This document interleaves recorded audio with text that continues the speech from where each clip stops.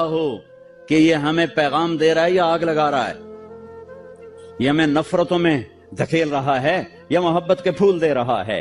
اور اپنے نبی کی زندگی پڑھو، اپنے نبی کی زندگی پڑھو۔ میں کسی فرقے کا ترجمان نہیں ہوں، میں اسلام کا ترجمان ہوں، میں اسلام کا ترجمان ہوں۔ یہ بھڑکتی آگ ہے جس نے سارے خرمن کو جلا دیا ہے۔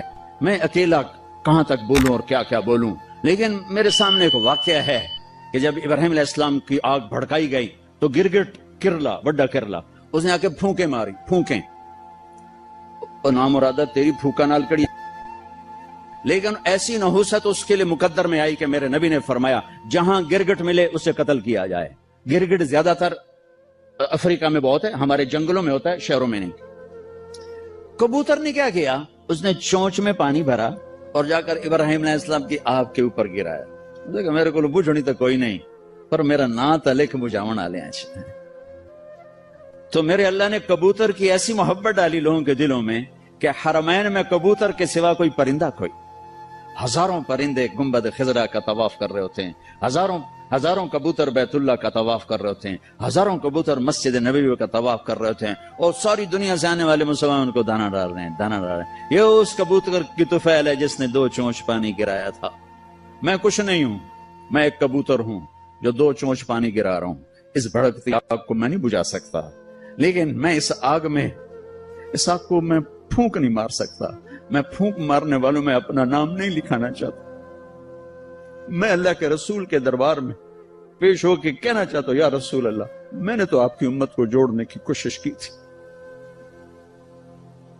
آگے تمہاری مرضی، شیعہ بنو، سنی بنو، بریلوی بنو، دیوبندی بنو، وابی بنو، جو مرضی ڈھول بجاؤ، ارے مسلمان بن کے رہو، مسلمان بن کے رہو، امت بن کے رہو، امت بن کے رہو۔ کافر کافر کافر کافر، اب پکڑو کتنے انہوں نے بھی کوئی کفر دا فتویٰ ٹھوکی لگا دو۔ تمہارے کافر کہنے سے میں کافر،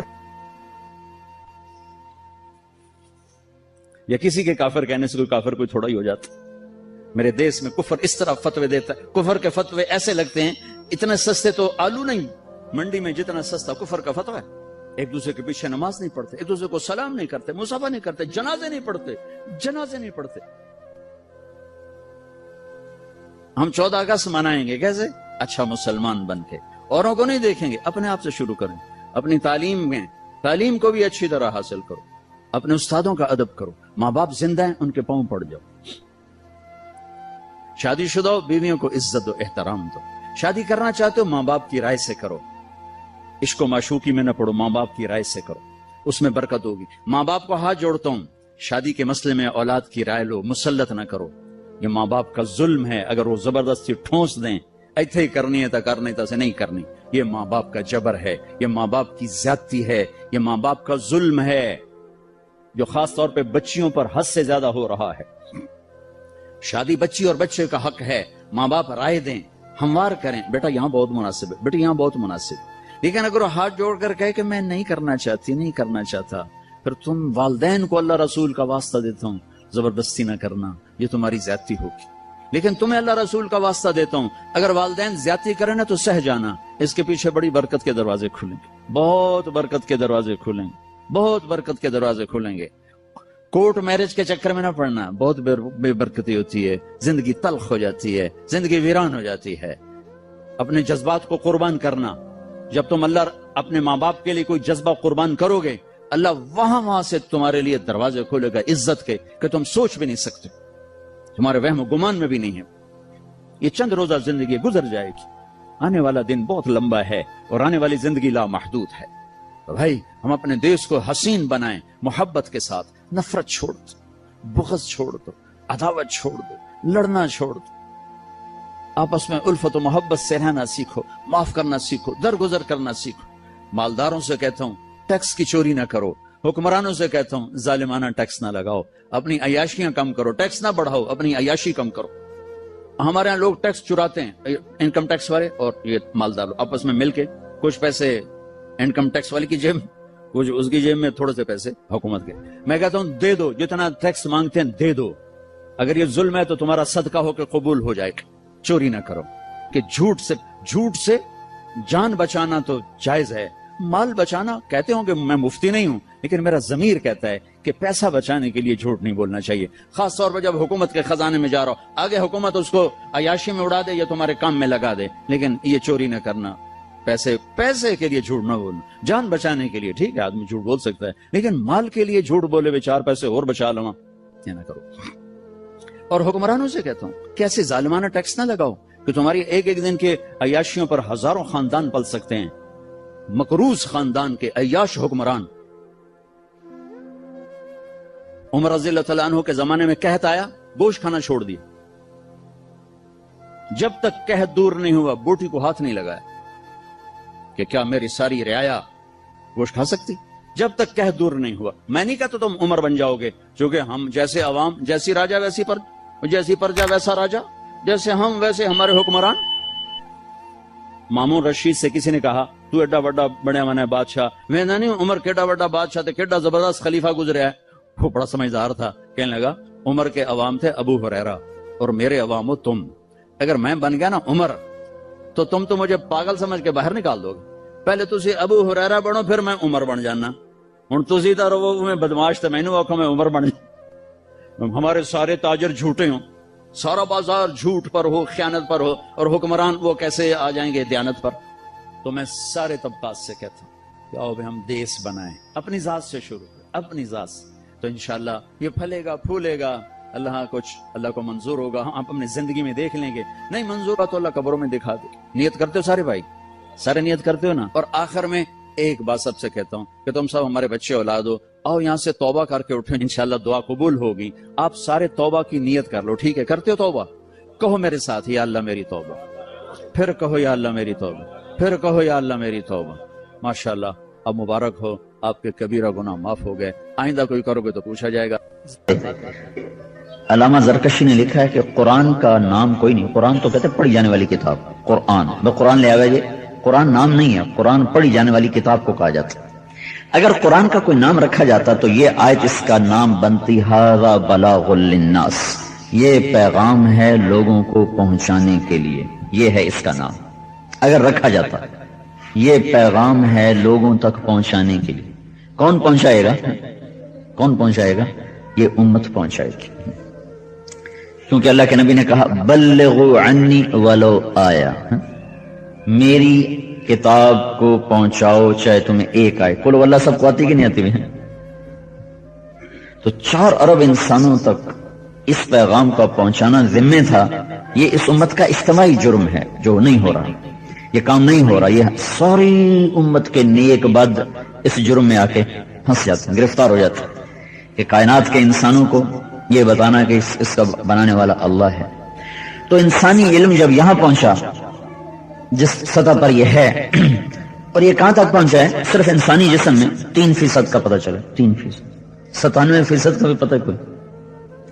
تو انسان ایک سیل تک پہنچا ہے، ایک سیل تک، وہ سیل 1 ملی میٹر کمزور نظر والے کو نظر ہی نہیں آتا، 1 ملی میٹر اتنا چھوٹا ہوتا ہے کہ وہ کمزور نظر والے کو دکھائی نہیں دیتا۔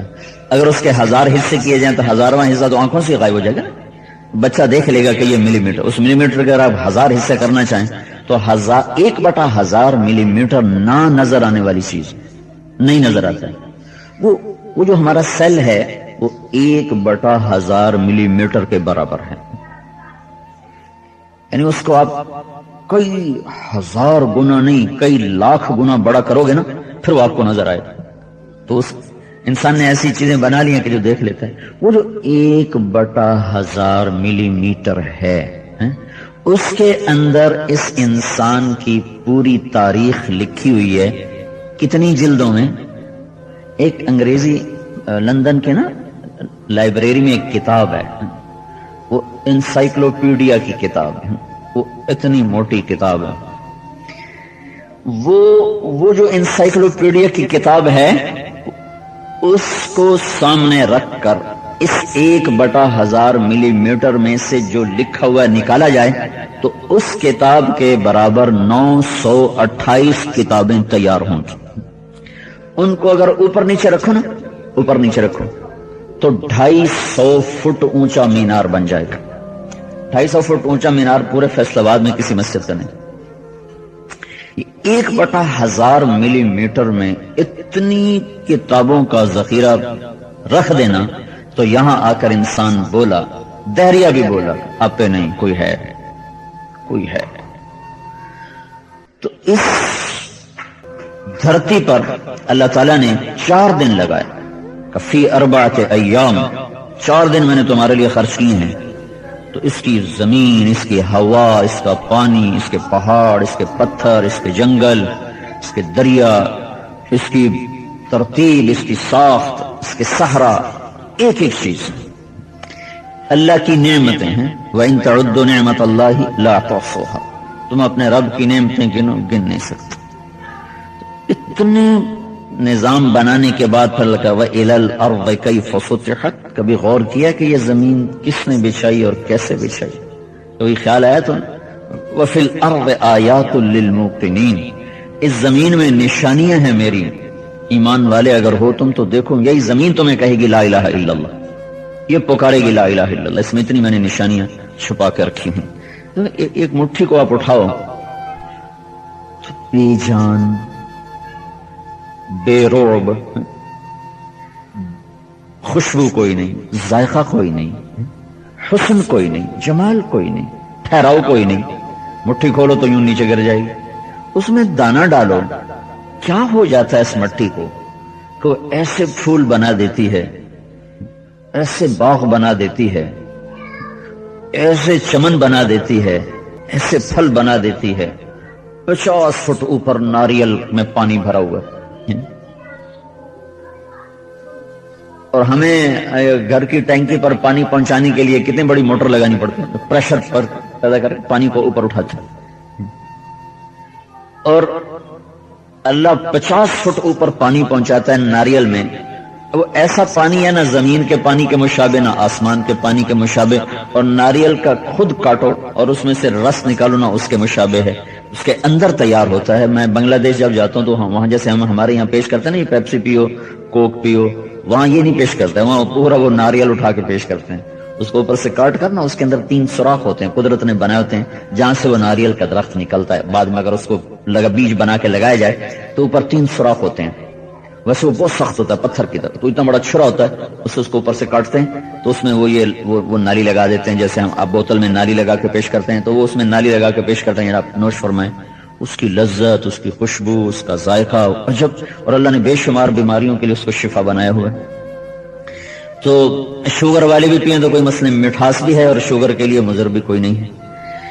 تو یہ اللہ تعالیٰ کا اس مٹی میں کیا نظام ہے کہ وہ اپنے اندر تمیز کیسے پیدا کرتی ہے کہ مجھے ناریل کو لے جانا ہے 50 فٹ پر اور گاجر کو نیچے لے جانا ہے، اور آم کو ایک سطح پہ پہنچانا ہے، کریلے کو کڑوا کر دینا ہے، اور تربوز کو میٹھا کر دینا ہے، اس میں سرخ رنگ ڈالنا ہے، خربوزے میں سفید رنگ ڈالنا ہے، آلو کو زمین کے اندر تیار کرنا ہے اور اس کو ٹھوس بنانا ہے، مونگ پھلی کے اوپر کور چڑھا دینا ہے، ایسا کور چڑھانا ہے کہ میں خود بھی نہ کھا سکوں، زمین خود بھی نہ کھا سکے۔ وَفِي الْأَرْضِ آيَاتٌ لِّلْمُوقِنِينَ، کہ یہ میری زمین خود ایک نشانی ہے۔ تو اللہ کی ان نعمتوں میں جو بے شمار اپنے بندوں کے لیے ہیں، تو میرے اللہ نے کہا میرے بندے زمین اس سے نہیں بنائی کہ تو اس پہ بدماشی کرے، عیاشی کرے، نافرمانی کرے۔ ان بے شمار نعمتوں میں جن کا احاطہ کوئی نہیں کر سکتا، اس میں ایک نعمت ہے جو اللہ تعالیٰ نے قرآن کی شکل میں ہمیں دی۔ اللہ انسان کے بارے میں کہتا ہے لَقَدْ خَلَقْنَا الْإِنسَانَ فِي أَحْسَنِ تَقْوِيمٍ، میں نے انسان کو سب سے اعلیٰ خوبصورت مخلوق بنایا ہے۔ ساتھ ہی کہتا ہے ثُمَّ رَدَدْنَاهُ أَسْفَلَ سَافِلِينَ، لیکن میں اسی کو سب سے بدترین بنا دیتا ہوں، سب سے ادھر احسن ادھر اسفل، ادھر اجالا ادھر اندھیرا، بلندی پستی ہے، دو انتہا، بیچ میں کوئی نہ ادھر بیچ ہے نہ ادھر بیچ، انتہا احسن، پستی میں انتہا اسفل، اسفل سافلین پستیوں کی حد، اور احسن تقویم بلندیوں کی حد، ادھر بھی بلندی اور ادھر پستیوں کی پستی۔ تو یہ پست کیسے بنتا ہے اور اعلیٰ کیسے بنتا ہے، یہ علم اللہ تعالیٰ نے قرآن کے ذریعے سے اپنے بندوں کو دیا۔ تو اللہ تعالیٰ کی وہ جو بے شمار نعمتیں ہیں ان کو تم گنو تو گن نہیں سکتے ان بے شمار نعمتوں کو، پھر اللہ تعالیٰ نے ایک صورت میں ہمیں گنوانا شروع کیا ہے، اور ہر نعمت کے بعد کہا اب بھی میری نعمتوں کو ٹھکراؤ گے، اب بھی میری نعمتوں کا انکار کرو گے، کون کون سی میری نعمت پہ ناشکری کرو گے، کون کون سی میری نعمت کا انکار کرو گے؟ تو اس کا نام ہے سورۃ الرحمن، اور اس میں ہر آیت کے بعد فَبِأَيِّ آلَاءِ رَبِّكُمَا تُكَذِّبَانِ چلتا چلا جاتا ہے۔ تو اس کو کہتے ہیں عروس القرآن، قرآن کی دلہن، سورہ رحمان کو کہتے ہیں قرآن کی دلہن، اور یہ شروع ہو رہی ہے الرحمن، اس کا تعارف ہو رہا ہے الرحمن۔ ان المتقین فی جنات و نہر، پچھلی سورت، تقوی والے جنت میں ہوں گے، نہروں میں ہوں گے۔ فی مقعد صدق، بڑا عالی شان مقام ہے۔ عند ملیک مقتدر، بہت بڑے بادشاہ، طاقتور اقتدار والے کے مہمان ہوں گے۔ بڑے آدمی کا مہمان بھی تو موجیں کرتا نہیں، بادشاہوں کے مہمان جا کے بنو تو اپنے شایان شان آپ کی مہمانی کریں گے، آپ کے شایان شایان آپ کا استقبال کیا جائے گا۔ تو اوپر سورت ختم ہو رہی سورت قمر، اور سورت قمر میں آخر میں اللہ تعالیٰ ارشاد، پہلے مجرمین کی بات آتی ہے کہ فلانے کو پکڑا، فلانے کو پکڑا، فلانے کو پکڑا، فذوقوا مس سقر، اور فحملنا علی ذات الواح ودسر، یہ پچھلی قوموں کے نام آ رہے ہیں۔ پھر آخر میں اللہ تعالیٰ ایمان والوں کو بتاتا ہے کہ وہ کہاں ہوں گے، کفی جنات، بڑے عالی شان باغات، اور کہاں، ونہر، اور نہر ہیں، ایک نہر نہیں، انہار ہیں۔ یہ کہاں ہیں، فی مقعد صدق، یہ دھوکے کا گھر نہیں، یہ سچائی کا گھر ہے۔ دنیا کو کہا دار الغرور، اور اس سے کہا مقعد صدق، غرور کہتے ہیں دھوکے کو۔ جو کچھ آپ دیکھ رہے ہو نا، اس سب کو لگا رہا ہے یہ دھوکہ ہے، ہر شے، اور موت پہ نظر آتا ہے کہ واقعی دھوکہ تھا، اور اس کو آج کی سائنس نے ثابت کیا کہ یہ دھوکہ ہے۔ اور اس کے مقابلے میں جو اگلا گھر ہے تو اللہ کہہ رہا ہے مقعد صدق، وہ سچا کھرا، دھوکہ نہیں، چھوٹا نہیں، کھرا گھر ہے۔ کس کے مہمان ہو وہاں، عند ملیک مقتدر، وہ بہت بڑا بادشاہ، وہ بڑے اقتدار والا ہے۔ وہ کون ہے؟ صرف چونکہ اتنا تعارف ہے نا، اور ذات کو پہچانا جاتا ہے صفات کے ساتھ، صفات کے ساتھ۔ میں وہاں نہر سے گزرا تو اس پر لکھا ہوا تھا محمد طارق جمیل، میاں محمد طارق جمیل، یہ میرا وراثتی جو باپ کی طرف سے زمین وراثت میں ملی ہے، اس میں یہ میرا نام ہے، میاں محمد طارق جمیل۔ تو وہاں بھی لکھا ہوا ہے، تو میں نے کہا اتنی مشابت میں نے زندگی میں طارق جمیل تو کئی ملے، لیکن یہ پورا وراثتی نام اکٹھا ہو جائے پہلی دفعہ زندگی میں دیکھا۔ لیکن پہلے لکھا تھا ڈاکٹر، تو ڈاکٹر سے تمیز ہو گئی کہ مولوی ہو رہے، ڈاکٹر ہو رہے، مولوی طارق جمیل ہو رہے تو ڈاکٹر طارق جمیل ہو رہے۔ تو ذات جو الگ ہوتی ہے نا، صفات سے الگ ہوتی، صفات کے ذریعے سے ذات میں تفریق ہوئے، اے ہو رہے، اے ہو رہے۔ تو یہاں چونکہ ایک اجمالی بات، بہت عظیم بادشاہ ہے اور بڑا طاقتور ہے۔ یہ کون ہے؟ کون کا؟ الرحمن۔ یہاں سے اگلی سورہ شروع، الرحمن، چونکہ ملیک اور مقتدر میں ہیبت تھی نا، جلال تھا۔ تو اگر تم کسی بڑے کوڑے آدمی کے مہمان بن جاؤ تو ایمن صاحب تھوڑا سکیا رہنا، پتہ نہیں پھوک سٹی ہے کہ نہ سٹی ہے، نہیں، کوڑے بندے دے مہمان بنے ہیں، پانی پیوی کہ نہ پیوی، تو ایک ڈر رہنا تھا نا۔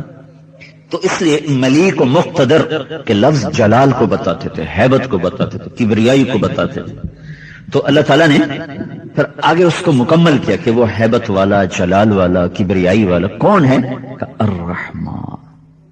اس کا جلال اور ہیبت مجرموں کے لیے، اپنوں کے لیے نہیں ہے، فرما برداروں کے لیے نہیں ہے۔ کون ہے؟ الرحمن۔